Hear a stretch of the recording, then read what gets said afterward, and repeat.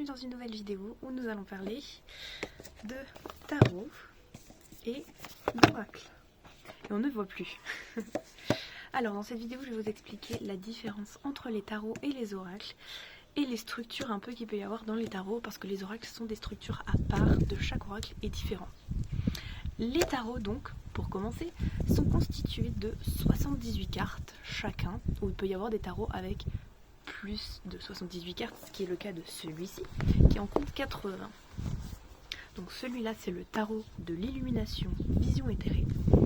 Il est génial, il est trop beau, il est trop beau. Je vous montrerai peut-être quelques cartes après, mais là n'est pas le sujet. Donc, la structure d'un tarot ne diffère pas d'un tarot à un autre. C'est exactement la même, avec les mêmes cartes. Elles peuvent juste changer de nom selon si votre tarot comprend un sujet différent ou s'il est vraiment catégorisé sur quelque chose, mais normalement il ne doit pas changer. Et vous avez toujours 22 arcanes majeures et le reste je ne sais pas calculer. Enfin, vous avez 14 x 4 arcanes mineures. Oh là là, les calculez-moi, c'est pas possible du tout. Du coup, dans les 22 arcanes majeures, vous allez avoir en fait plutôt écrit 21 arcanes majeures avec l'arcane qui va être nommée aussi 0. Et cet arcane là du coup compte comme une arcane majeure, comme avec un numéro, donc on va quand même l'inclure, donc du coup ça fait 22, mais elle s'appelle 0 quand même. J'espère que je ne vous ai pas perdu. J'espère en tout cas. Donc dans le tarot, les arcanes majeures sont des arcanes qui vont avoir beaucoup plus d'importance lorsque vous allez faire un tirage et qui vont être du coup assimilés à quelque chose, une énergie plus forte que les arcanes mineures. En effet, dans les arcanes majeures, vous allez avoir des noms et non des numéros suivis de par exemple As, 2, 3, 4, 5 ou Reine, etc. Ça va vraiment être des cartes à part qui vont se nommer. Par exemple, je vous prends l'exemple des deux premières cartes. La 0 s'appelle, du coup la 0 s'appelle le fou et la première carte s'appelle le magicien. Donc on est vraiment à l'opposé de tout ce qui peut être As, Roi, etc. comme on a dans les cartes mineures. Ces cartes-là vont avoir des significations beaucoup plus fortes, donc peut-être vous parler beaucoup plus fort et vont du coup accentuer, merci le vent de te lever d'un coup, accentuer leur signification. Donc si vous tirez une arcane majeure, sachez qu'elle va être beaucoup plus puissante qu'une arcane mineure, mais ça ne veut pas dire que tout va se résumer à cette carte-là non plus. C'est pas non plus... faut pas vous emballer non plus. Donc dans ces 22 arcanes majeures, on retrouve beaucoup de thématiques qui vont revenir du coup, qui va être la première partie, ça va vraiment être un peu la vie qui va se faire, puis d'un coup va y arriver la mort, la tour, etc. On tombe de la tour et là on revient sur un chemin à peu près droit on va dire, on rencontre l'étoile, le soleil, etc. On continue et à la fin, la dernière arcane majeure, c'est le monde. Voilà, donc elle englobe à peu près tout. Le monde, c'est vraiment tout. Donc voilà, bon, alors plus de signification. Elle raconte un peu l'histoire d'un cycle. Enfin, je trouve qu'elle raconte l'histoire d'un cycle. Et elles sont vraiment très importantes, je trouve, à mon sens. Maintenant, passons aux arcanes mineures. Ces arcanes mineures ont la même structure. Elles sont coupées en 4 paquets qu'on appelle des suites, tout simplement. Il va y avoir la suite de bâton, qui est la suite de feu. Il va y avoir la suite de coupe, qui est la suite d'eau. Il va y avoir la suite d'épée, qui est la suite de l'air. Et enfin, la suite de pentacle ou de denier, ça dépend des jeux comment ils les appellent, c'est la suite de terre.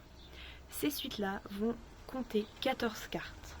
10 cartes allant de l'As jusqu'au 10 et 4 cartes qu'on va appeler les cartes de cour, puisqu'il s'agit du valet, du cavalier, de la reine et du roi. Tout simplement. Ces cartes-là vont être un peu dans des domaines un petit peu différents. On va avoir le domaine du feu qui va être l'action et tout ce que vous allez entreprendre.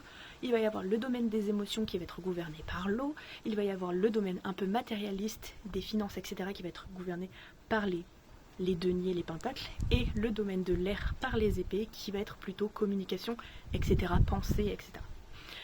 Donc vraiment, ça va être un peu plus, on va dire, axé sur quelque chose.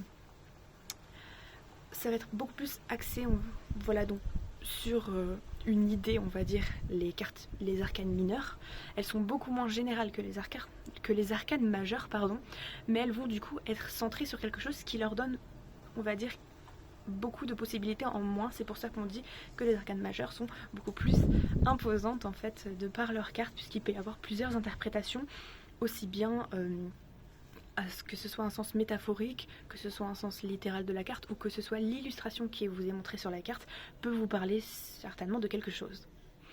Voilà, donc cette structure qui comporte du coup 78 cartes, c'est le tarot.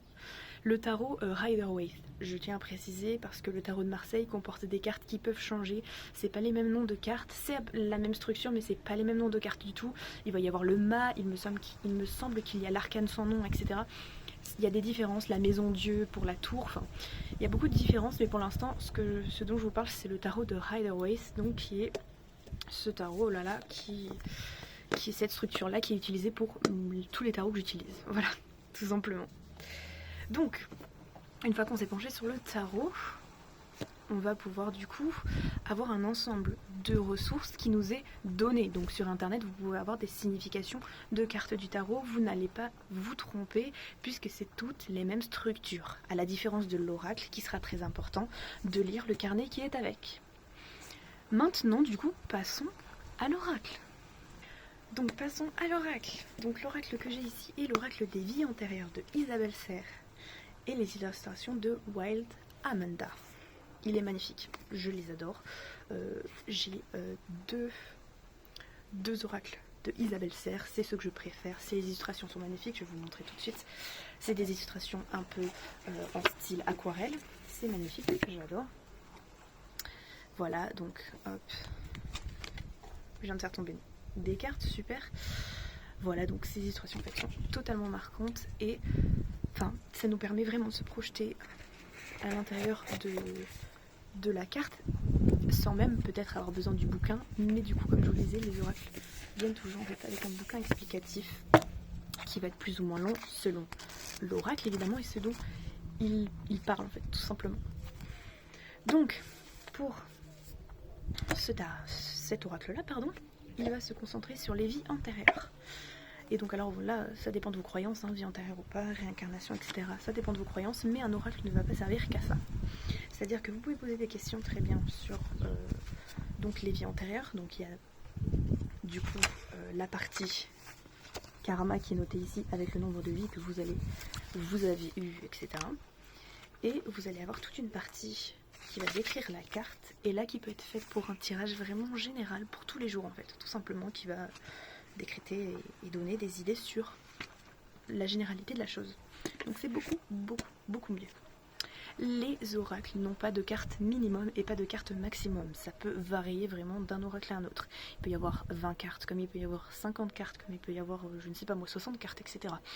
C'est vraiment variable. Les sujets et les thèmes abordés sont aussi variables les uns que les autres. Ce n'est pas comme le tarot qui va vraiment nous parler arcane majeure, arcane mineure.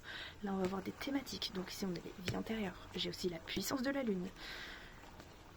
Bref, on va avoir des thématiques qui vont revenir et donc du coup des cartes qui vont avoir des noms qui vont être totalement en accord peut-être, ou alors tout simplement qui ne vont pas être du tout, on va dire, très différentes du tarot. Voilà, c'est ça que je voulais dire. On va par exemple avoir ici les écrits. Ça n'a aucun sens, on va dire, si on prend la part d'un tarot. C'est pas du tout la même chose. Ici, on va voir la maladie. Oups là, je l'ai mal cadré. La maladie. Donc voilà, vous voyez que c'est très différent et que c'est des choses qui vont vraiment passer, on va dire, un peu du coq à l'âne, qui c'est pas la même chose du tout, quoi. Mais vous pouvez avoir beaucoup de résultats avec un oracle. Et pour débuter, si vous voulez débuter un peu dans faire des tirages quotidiens, je vous conseille de commencer par un oracle qui va être beaucoup plus personnel, je veux dire. Enfin, vous allez peut-être plus comprendre avec un oracle si vous prenez un oracle qui vous parle en fait tout simplement. Donc par exemple si vous aimez les fées, l'oracle des fées, si vous aimez la nature, l'oracle de la nature.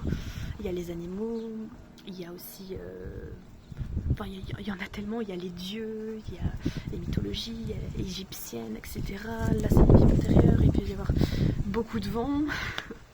Vous pouvez avoir vraiment surtout donc les éléments du coup, voilà, on en revient. Enfin, vous pouvez avoir sur plein de sujets différents. Et c'est ça qui fait la magie un peu des oracles. C'est que c'est vraiment un monde qui vous s'ouvre à vous. Et vous pouvez très bien créer le vôtre. C'est très facile. Vous n'avez qu'à, en fait, tout simplement prendre des bouts de papier, noter. Vous n'avez même pas besoin d'illustration. Vous notez juste des petites choses. Et vous pouvez vous faire un oracle quotidien à tirer tous les jours avec une petite phrase qui va vous motiver ou un petit mantra à réciter. C'est totalement possible. Les tarots, vraiment, je trouve que c'est plus difficile d'en faire un. Et avant, je recommandais beaucoup aux personnes de prendre un tarot parce que j'étais pas beaucoup familière avec les oracles. Mais maintenant, c'est vrai que je vais recommander de prendre un oracle en premier parce que c'est beaucoup plus, la prise en main est beaucoup plus facile. Parce que les tarots, vous allez avoir les versions des personnes qui vont vous dire non, moi je trouve que cette façon-là de faire, elle est pas bien. Il y a des personnes qui vont tirer avec des cartes à l'endroit, des cartes inversées, des cartes... Enfin, il y a mille et une façons de tirer, comme il y a mille et une façons d'avoir des jeux de tarot. Enfin, comme il y a... C'était pas ça que je voulais dire. Comme il y a mille et une personnes qui tirent les cartes, en fait, tout simplement. Donc, c'est tout simplement vous qui allez trouver votre manière et pas les autres qui vont la trouver, en fait. Donc, faites vraiment ce que vous aimez. C'est le principal. Faites ce que vous sentez et ce que vous ressentez le mieux. Ensuite, je vais vous parler un petit peu de ce qu'il faut faire lorsque l'on reçoit un jeu de tarot pour la première fois, lorsqu'on en achète un ou qu'on en reçoit d'une personne. Il faut savoir que chaque objet est chargé en énergie, puisqu'elle a été, par exemple, un jeu de tarot a été dans un magasin, chargé en énergie peut-être de ce magasin, ou des personnes qui l'ont créé, de l'imprimerie qui l'a imprimé, elle est passée de main en main, enfin, il y a beaucoup d'énergie qui sont concentrées dedans, et c'est pour ça qu'il est très important de le nettoyer, que ce soit oracle, que ce soit tarot. Pour moi, je vous conseille de nettoyer tous les objets qui consistent à votre pratique, en fait, à votre pratique quotidienne ou pas quotidienne, mais à votre pratique, on va dire, un petit peu spirituelle et magique. Parce que ça va vraiment vous aider et vous allez potentiellement voir la différence, etc. Donc ce que je fais, c'est qu'à chaque fois que je reçois un nouveau jeu de tarot, déjà, je vais allumer de l'encens, ou alors une bougie, ou les deux, hein, voilà. Je vais prendre, j'ai un petit bol tibétain, je vais prendre mon petit bol tibétain, je vais hop, 2-3 fois faire sonner le bol, je vais mettre en fait tout simplement le couvercle dans l'encens, je vais enlever ce qu'il y a dans la boîte, je vais passer donc le petit livret, puisque chaque tarot a un petit livret, mais vous pouvez acheter des livres à part du coup, puisque le tarot a la même signification dans tous. Je prends ensuite le paquet de cartes, je le mets au-dessus de la fumée, enfin bref, je fais tout ça avec la fumée, et ensuite il est vrai que je garde le tarot avec moi, à côté de moi, surtout qu'on est en confinement maintenant, donc vous pouvez le garder à côté de vous pour qu'il s'imprègne en fait de mes énergies. Avec ça, il va enlever toutes les énergies qu'il avait avant, donc notamment les énergies, du coup je vous ai dit des personnes et tout ça, et du coup il va être déchargé en énergie, il va être redevenir neutre, donc vous allez dû emprunter vos énergies en le mettant, il y en a qui dorment avec, je sais pas vraiment si, enfin moi j'ai jamais dormi avec, mais enfin, je le mets du coup dans ma chambre à côté de moi, enfin là où je suis le plus souvent dans la maison, pour qu'il s'imprègne bien de mes énergies et du coup qu'il sache un petit peu quelles sont mes énergies, voir si lui il est d'accord pour travailler avec ces énergies-là, etc. Puisqu'un tarot peut très bien vous faire sentir lorsqu'il n'est pas d'accord avec vous. J'en ai eu un, il a mis 1 an avant de me dire je suis d'accord, parce qu'il me faisait me sentir vraiment mal. C'est-à-dire qu'à chaque fois que je l'avais dans la main, j'avais vraiment cette impression de je suis pas très bien là, comme vous savez, de l'anxiété qui arrive, de l'angoisse, comme si j'allais faire une crise d'angoisse, je l'avais, donc j'étais là, je vais le nettoyer encore. Vous avez une technique beaucoup plus simple qui consiste à taper 3 fois dessus, sur la boîte et sur le jeu en lui-même, donc avec le paquet de cartes, en fait, vous tapez 3 fois aussi, je vais pas faire tomber les cartes, parce que le son fait partir les mauvaises énergies, et voilà, les énergies mauvaises, tout ce qui est entité, etc. aussi. Le son, ils aiment pas trop, donc n'hésitez pas à taper sur vos paquets. Peut-être au début, tapez à chaque fois que vous l'utilisez, puis plus vous l'utilisez, plus vous l'avez avec vous, vous pouvez moins les nettoyer, parce que trop nettoyer aussi son environnement et son tarot, etc., ça va vraiment enlever votre énergie à vous aussi, donc c'est pas vraiment très bon.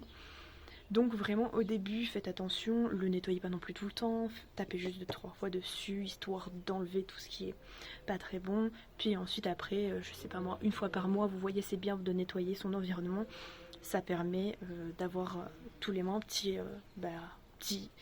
ménage de printemps en fait qui se fait, donc voilà. En tout cas c'est comme ça que je procède. Après il y a des tarots, il y a des oracles qui ne voudront pas.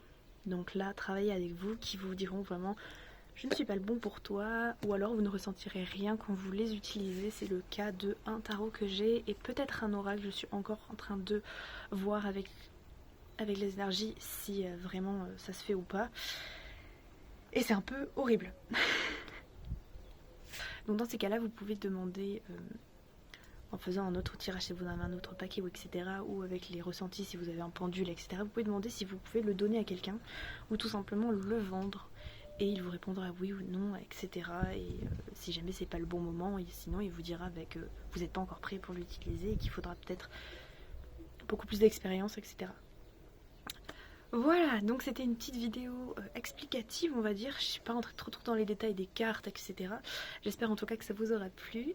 N'oubliez jamais que je vous envoie toutes les bonnes ondes nécessaires, tout le courage pour tout ce que vous avez à faire. Plein de gros bisous, de bonnes ondes, de positivité. Et à la prochaine!